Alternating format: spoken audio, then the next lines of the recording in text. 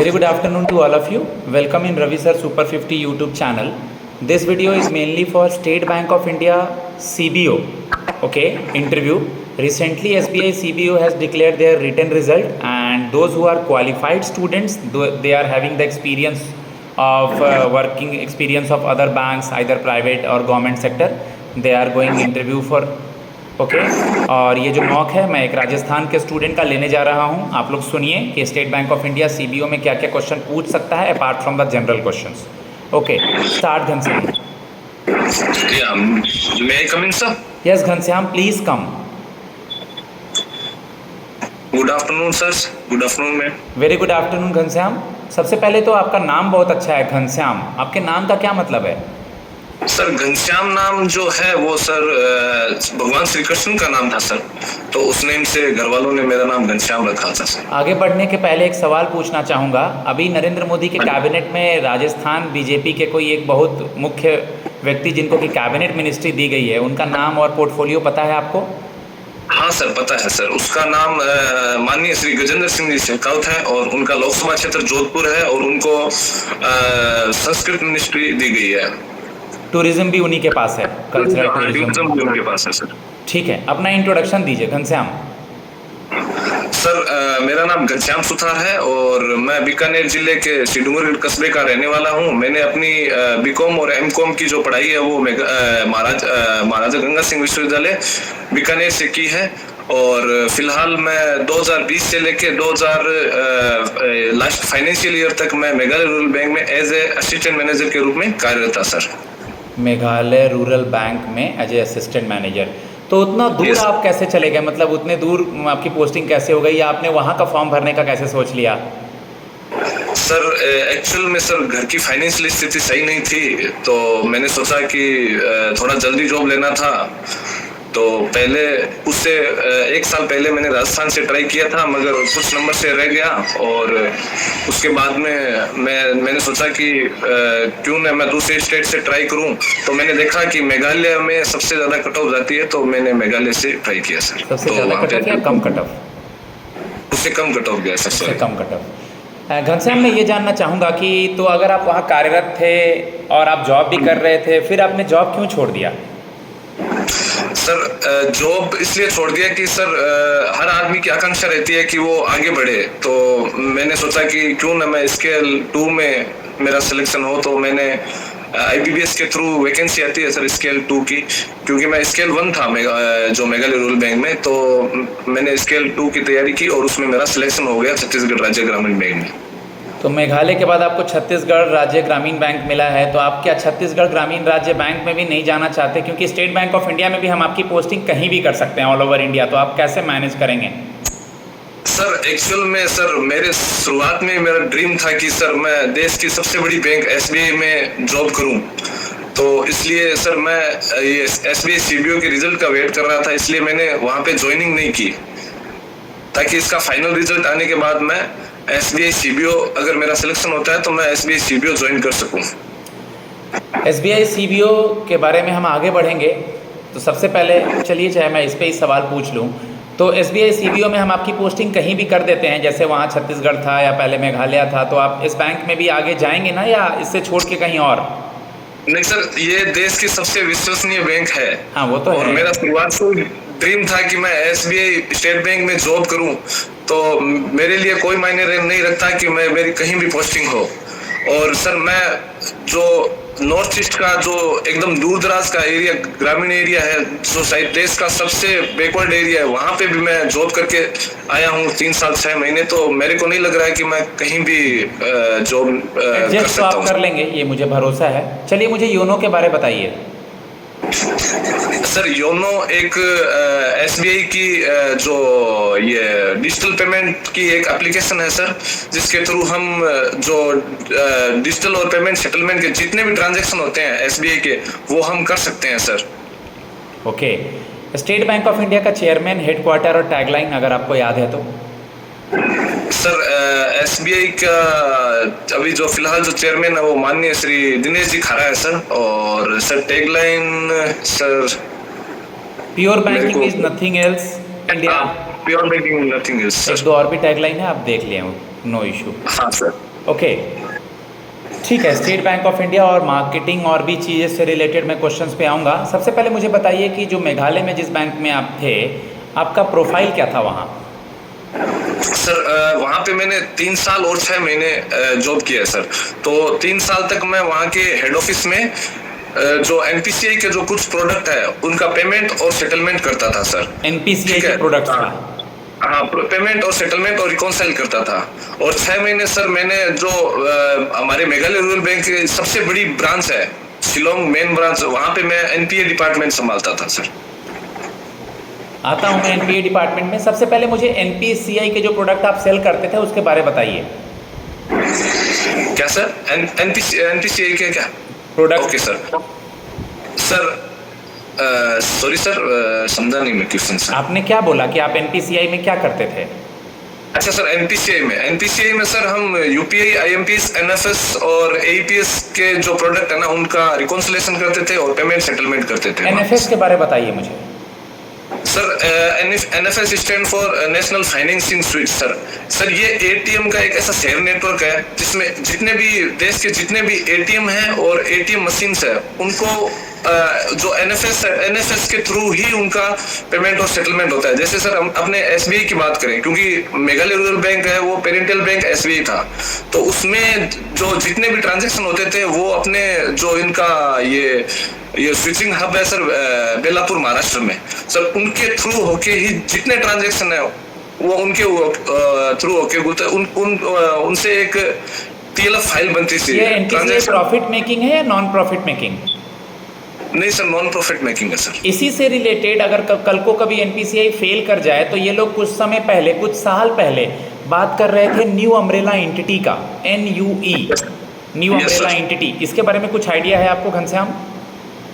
हाँ सर, इसका मतलब है सर जितने भी देश के डिजिटल पेमेंट है वो एक अम्ब्रेला के नीचे लाना है सर, क्योंकि 2000 पेमेंट एंड सेटलमेंट एक्ट 2007 के तहत इसकी स्थापना की गई थी। आईबी और आरबीआई ने इसकी स्थापना की थी और इसका मेन जो मुख्य उद्देश्य वो था कि फाइनेंशियल इंक्लूजन का था और देश में डिजिटल पेमेंट को आगे बढ़ावा देना था सर। जैसा कि आपने कहा कि आपने एनपीए रिकवरी में भी काम किया है घनश्याम।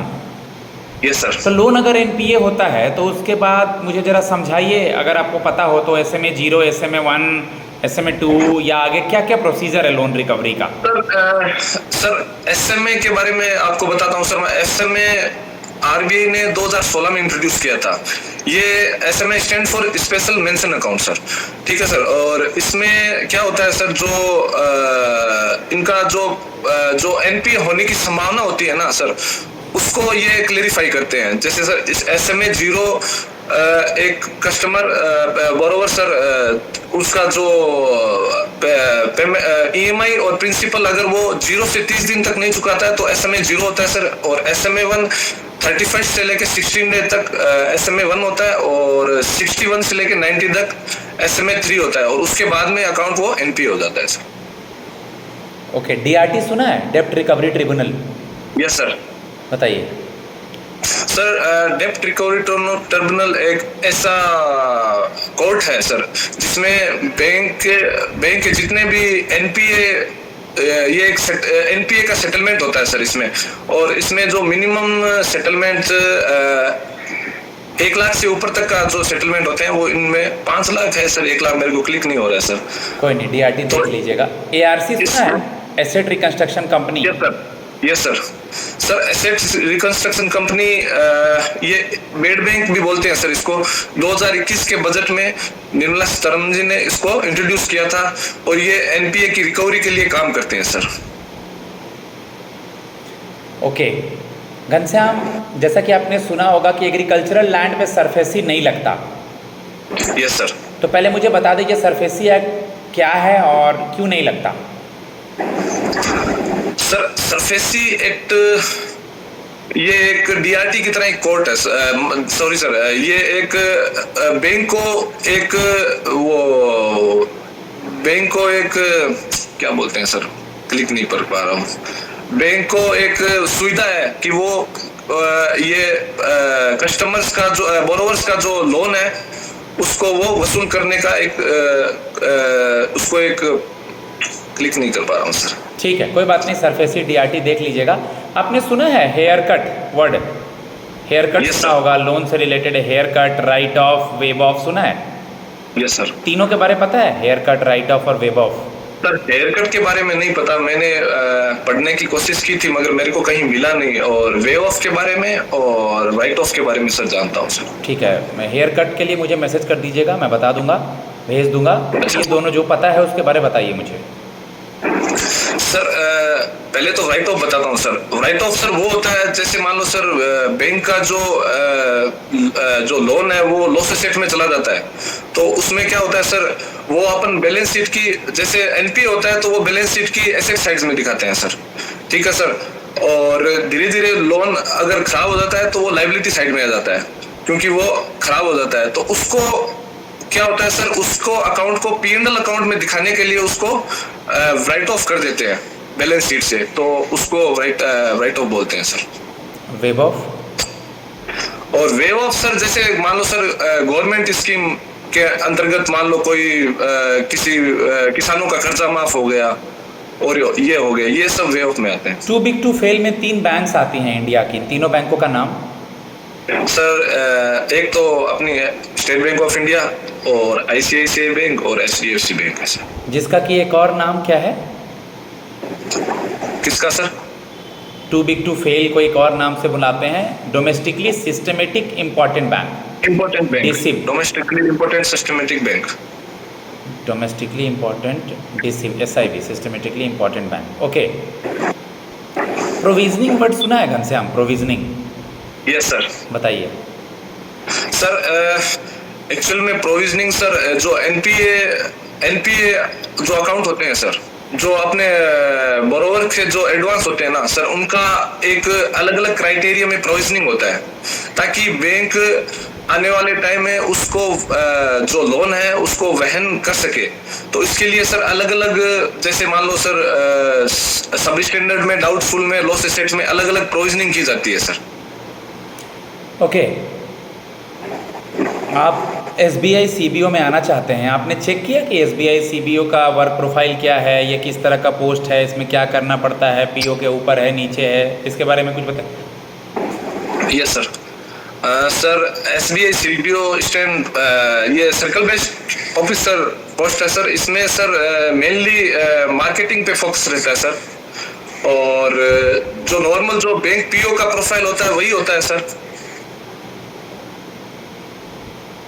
कोई भी फ्रेशर SBI CBO ज्वाइन कर सकता है? फ्रेशर नहीं दे सकता, जिसको 2 साल का एक्सपीरियंस है वही दे सकता है सर।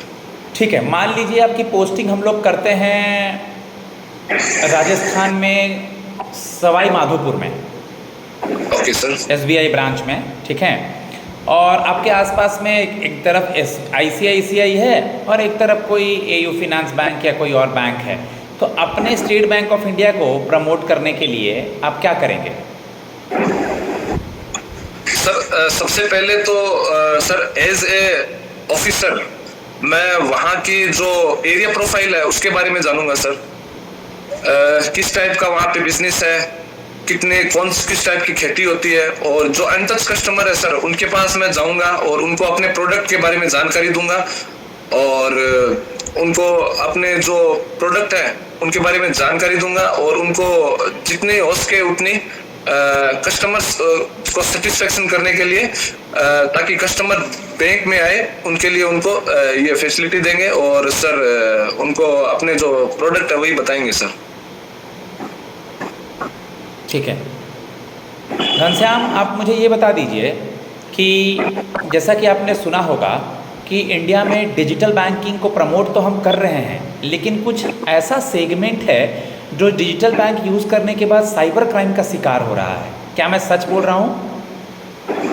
यस सर, पर अब धीरे धीरे सर कम हो रहा है, क्योंकि तो इसको आप इसके रिलेटेड इंफॉर्मेशन स्प्रेड करने के लिए कि लोग इससे बच सकें, कोई सेमिनार के थ्रू, या बैंक में जॉब कर चुके हैं, आपको अच्छा नॉलेज है, ग्रामीण इलाकों में जॉब कर चुके हैं, तो कहीं भी आपकी पोस्टिंग होती है तो रूरल लोगों को, जो थोड़े पढ़े लिखे भी लोग हैं, उनको क्या 2-3-4 लाइन में कुछ अच्छी बातें बताएंगे?